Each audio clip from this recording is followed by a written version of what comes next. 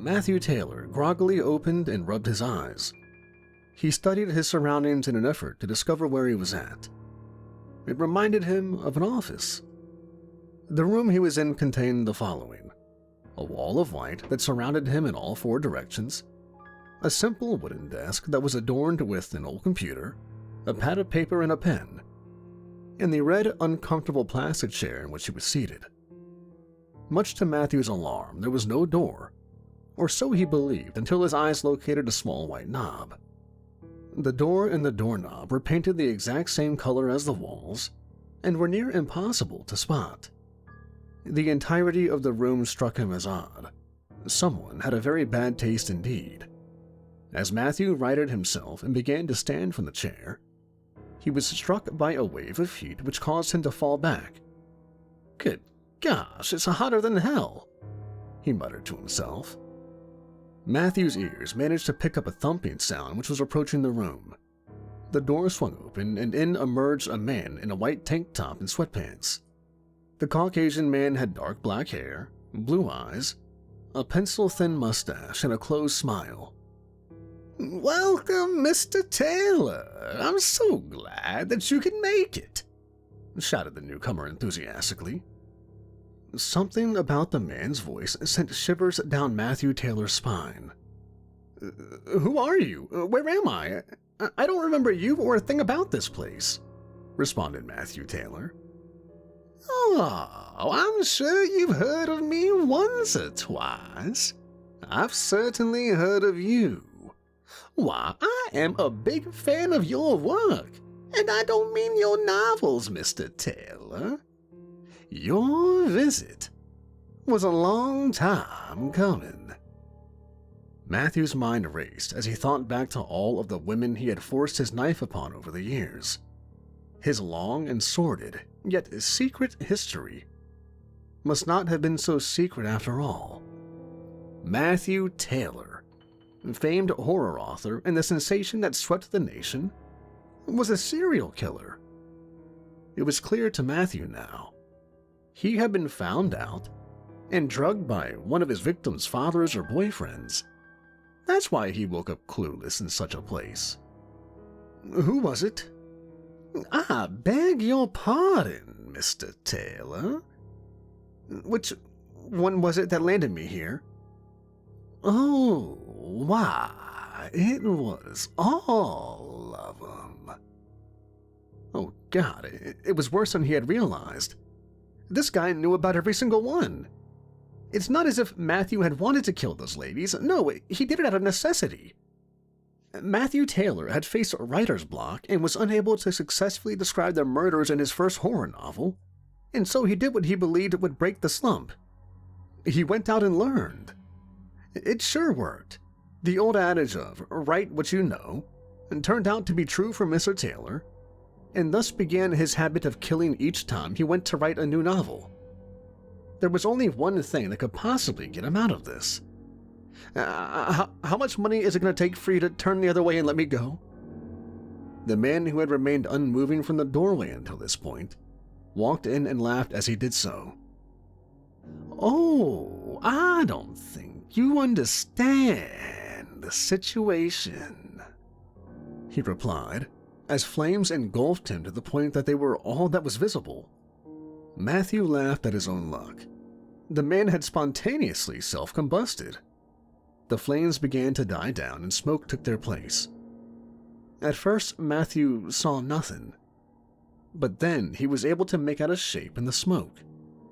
As the smoke cleared, the shape became more discernible. It was the man. Impossible! Some of the man's features had changed. His eyes were cat-like and yellow. His teeth were sharp and filed. His skin was replaced with red scales. Horns adorned his head, and a black suit and tie had replaced the tank top and sweatpants. And hooves took the place of his feet. "You were wrong when you said that it was hotter than hell. This is hell." The devil bellowed. Matthew's mouth hung agape. Surely this was a jest. But no. Deep down, Matthew knew it to be true, for his surroundings felt different. Wrong in a way that was beyond description. To attempt to describe his feelings would have been the same as attempting to describe a color. It was impossible. It was an experience. The devil waved his furry, clawed hand in Matthew's face. "Hello? Are you still with me? You haven't already broken, have you?" Matthew opened his mouth, but found himself too afraid to speak. He merely nodded in reply. "Oh, what's the matter? Devil caught your tongue?" He taunted, as he opened the palm of his furry left hand. The devil's hand contained a normal-looking and perfectly pink tongue. Matthew recoiled back into his seat and tried to gasp, but found himself unable to, for much to his surprise and dismay, he had no tongue. The devil grinned at the man and clucked his forked tongue as he threw his hand's contents. The tongue soared through the air and over the desk. Matthew stood up and reflexively caught it before being forced to sit back down due to the sudden spike in temperature. Matthew gawked at his tongue, which firmly rested in his hand, and then shot the devil a confused and questioning look. "Are you gonna pop it back in, or have you decided to take a vow of silence?" Matthew put his tongue up to his mouth. To his confusion and relief, it popped right back into place. "How?" Matthew asked in a shaky tone of voice. "Oh, it's quite simple, Mr. Taylor. This is my place and my rules. The physics that you're used to don't apply here. I can do whatever the hell I want. But that ain't the question you should be asking. You should be asking why I'm even bothering with ya. I guess I can't fault you for not asking that, though. You probably assumed that I talked to everyone. You humans, you all think that you are so damn special.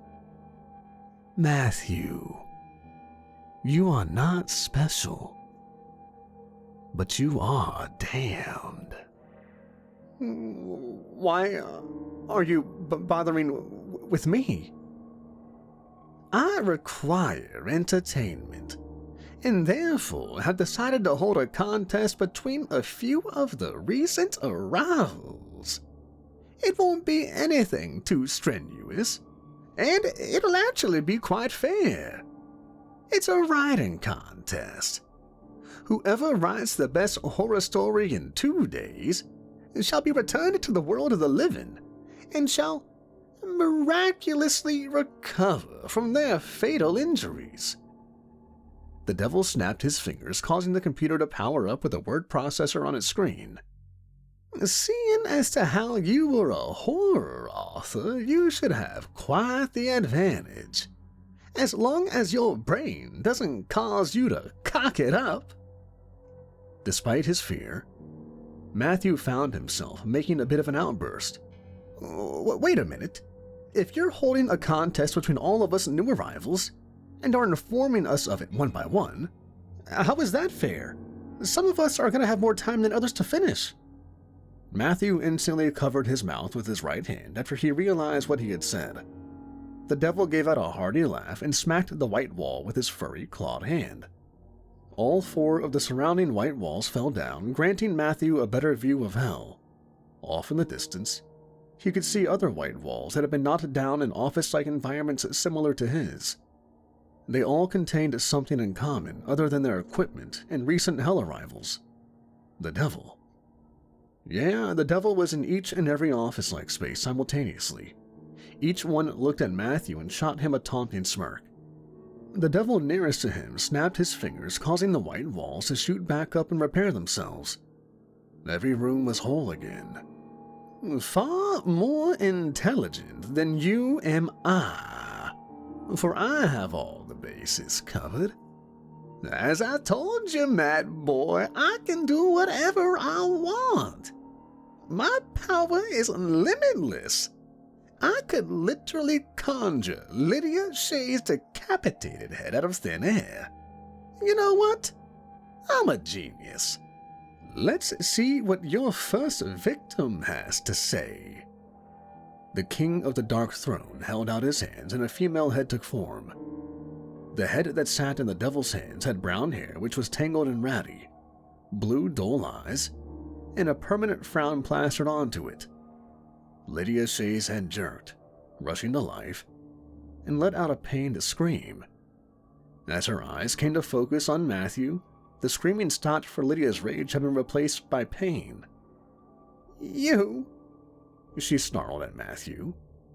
Matthew couldn't bring himself to reply, for he was stunned. It mattered not, as the devil interjected.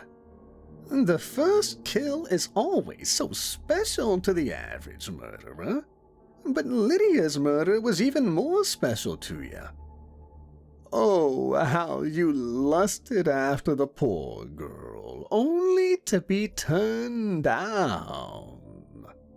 I know you killed for your novels, but did you kill her specifically because you figured that if you couldn't have her, then no one else could? It's peculiar to me how you considered having some fun with her body, but ended up refraining despite having such a strong desire for her. Seeing as how killing is the worst thing you can do to another person, I'm surprised you didn't just satisfy yourself." Lydia's head bared its teeth and began to bite toward Matthew. Although it defied the laws of physics, the head broke free of the devil's hands and lunged for Matthew, chomping at the air as it did so. Matthew held up his hand defensively and let out a small cry as he shut his eyes and braced himself for pain. He waited and was confused when he felt nothing. He opened his eyes and slowly moved his hands away from his face, and then he saw that the devil had caught the head out of the air and had it resting back in his hands.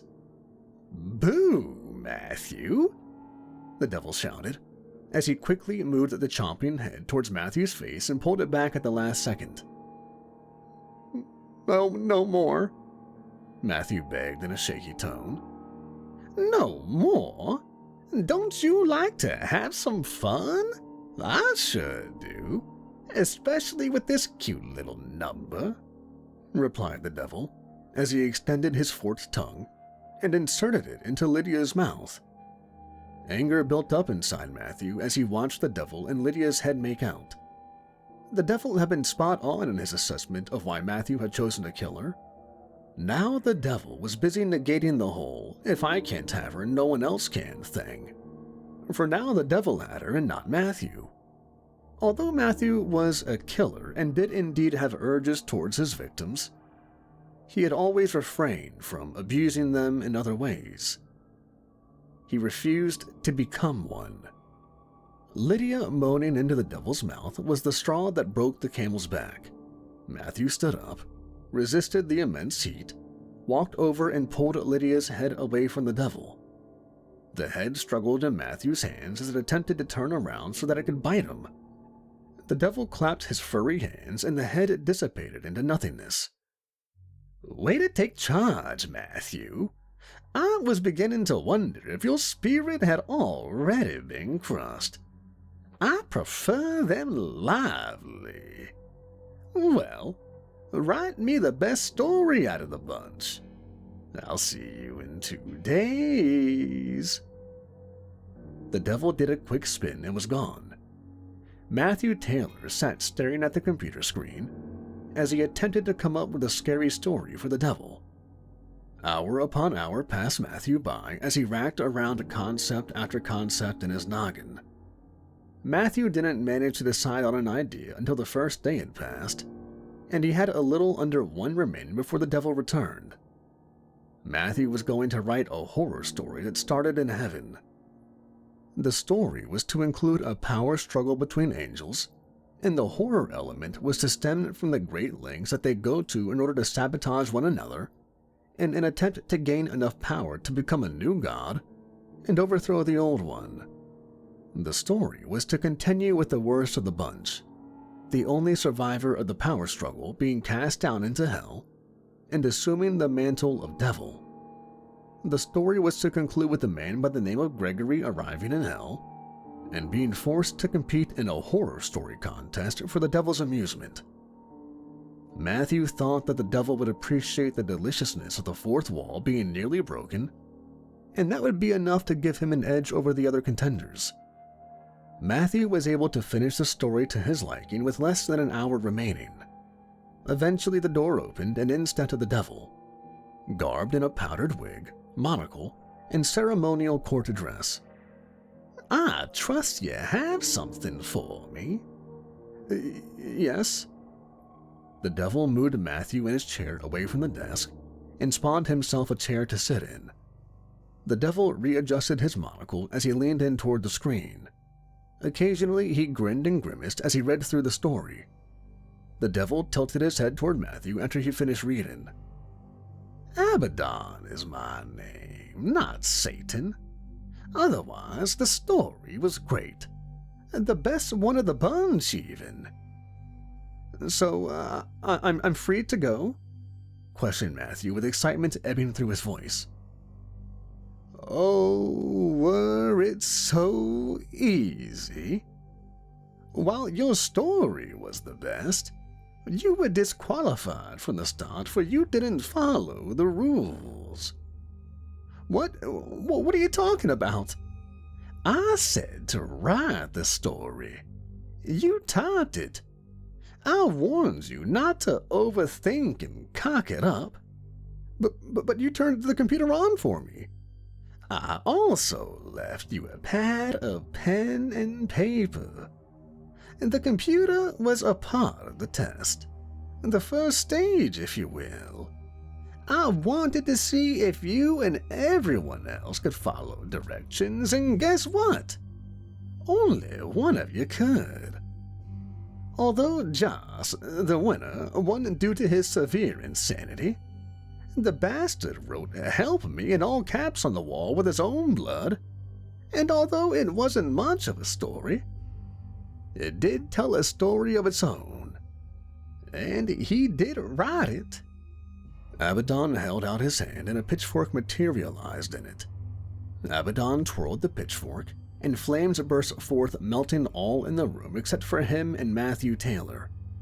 As the white walls melted away, the rest of hell came into view. Beasts and demons of all kinds roamed free.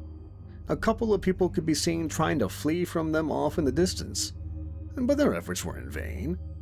An ebony beast that was best described as a gigantic worm with an alligator head caught up with the runners and chomped them to pieces. Off to one side, Matthew noticed lava. The two people that Matthew had just witnessed being eaten spawned in the middle of it.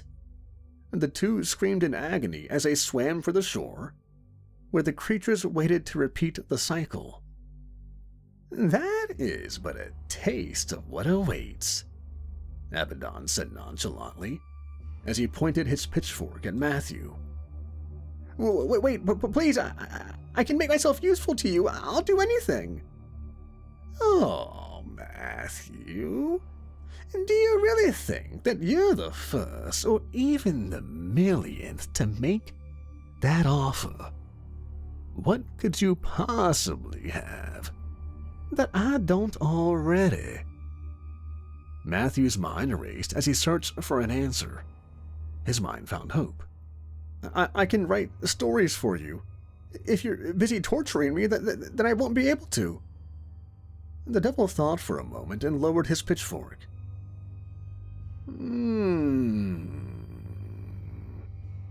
Very well. I want a novel on the 4th of every month. If you can't deliver, or I don't find such a novel satisfactory, well, you get the idea. Thus began Matthew Taylor's tenure as an author once more. The non-stop writing was torture itself. But Of course, Matthew preferred it to the alternative. Of course, as every writer knows, one can only come up with ideas so quickly. And may God have mercy if you get writer's block.